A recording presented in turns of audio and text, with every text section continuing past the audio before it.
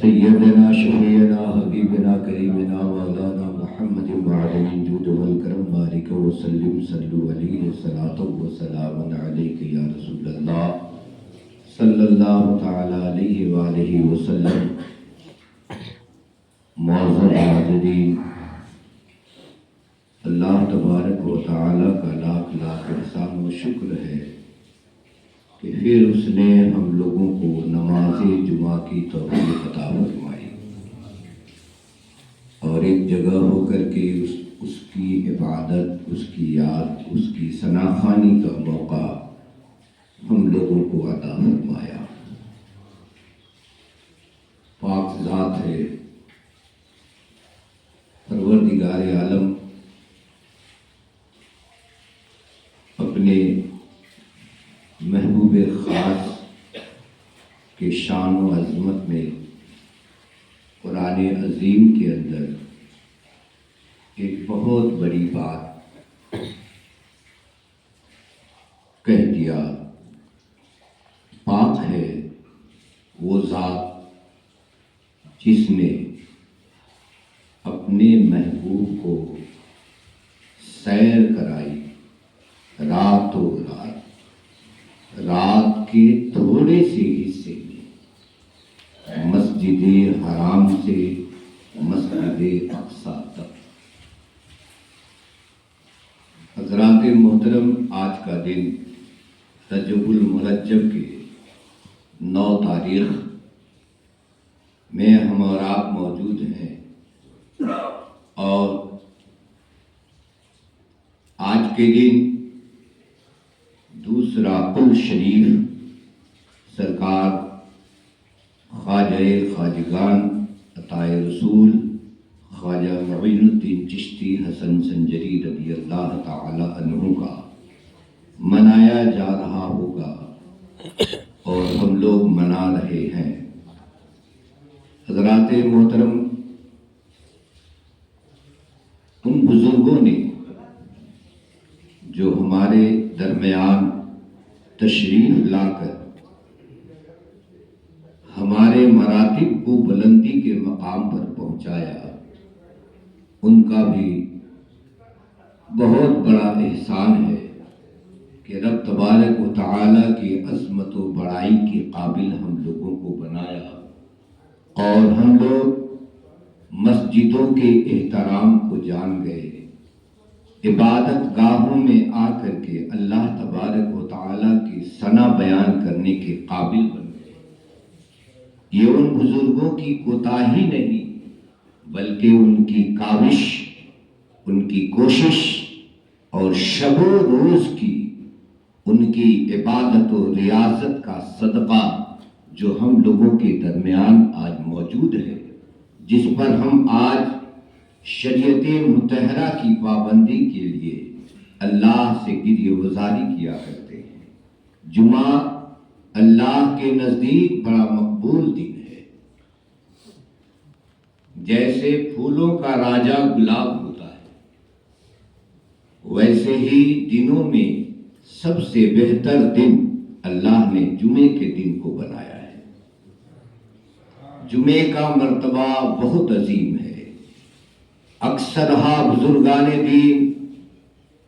جمعے کی رات کو اللہ کی بارگاہ میں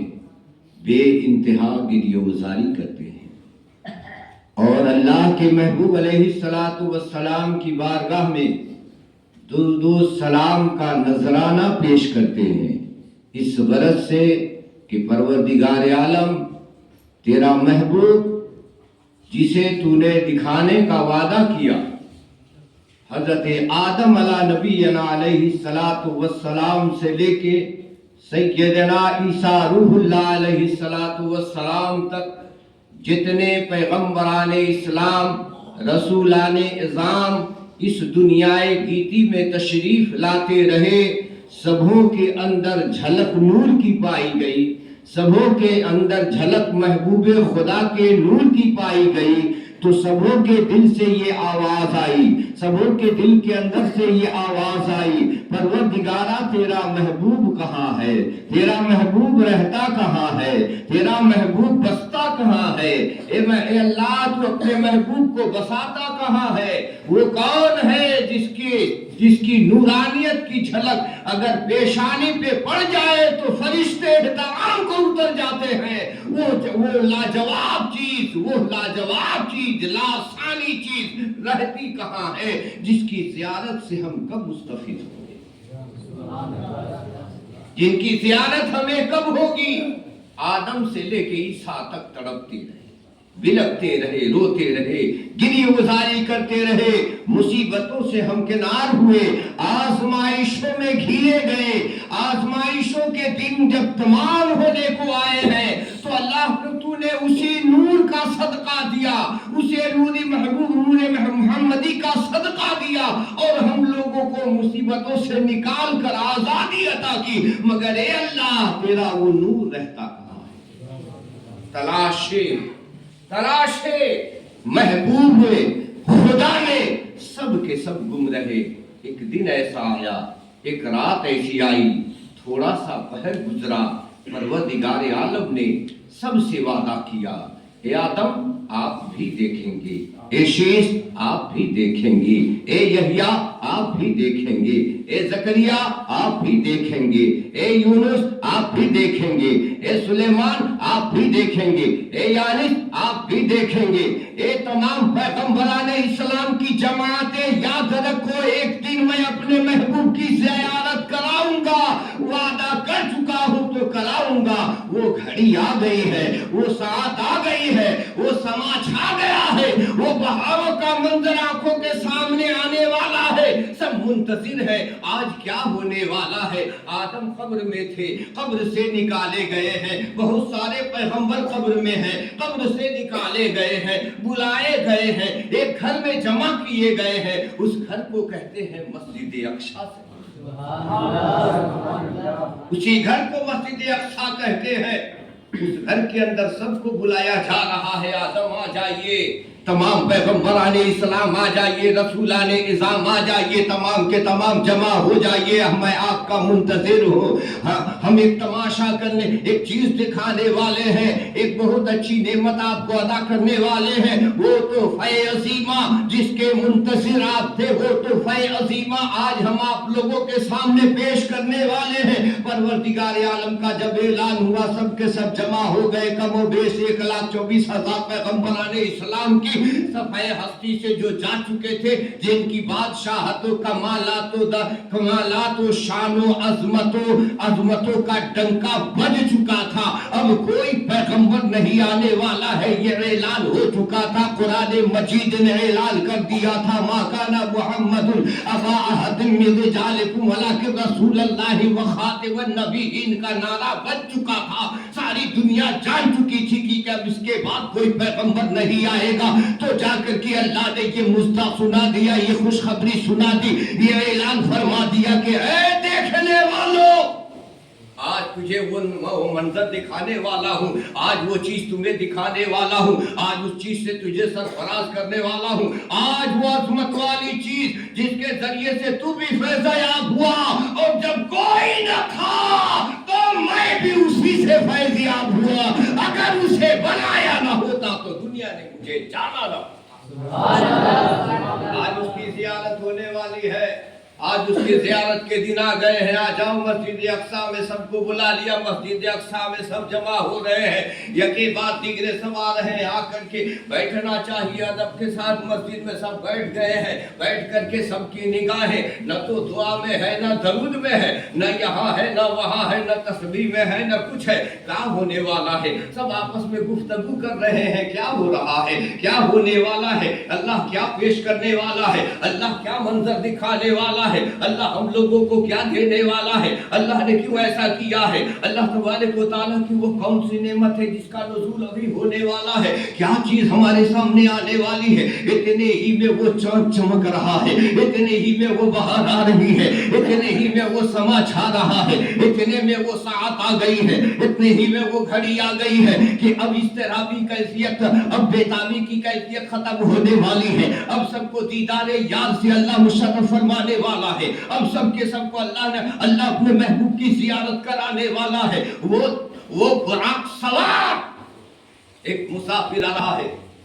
دین کا شہ سوار آ رہا ہے, دین متین کا محافظ آ رہا ہے, مذہب اسلام کو جس باہر آ رہے ہیں, اور وہ باہر آ رہے ہیں تو چاروں طرف گل کھلے نظر آ رہے ہیں, گلستہ مہکتا نظر آ رہا ہے, ہر باغ مسکراتے نظر آ رہے ہیں, زمین مسکراتی نظر آ رہی ہے, ایک آسمان سے لے کے 7 آسمان تک مسکراتے نظر آ رہے ہیں, دھرتی گگن جتنے ہیں سب مسکراتے نظر آ رہے ہیں. براق پر دین کا دولہا سوار ہو گیا ہے, براق پر شب اسرا کا دولہا سوار ہو چکا ہے. آج تماشائی بن کر کے سارے ذرے ذرے 18,000 مخلوقات خوشیاں منا رہے ہیں کہ آج وہ گھڑی آ گئی ہے. اور ادھر پیغمبر علیہ السلام نے جب زلف شب اسرا کو دیکھا ہے, جب پیغمبر علیہ السلام نے رخ محبوب کو دیکھا ہے, جب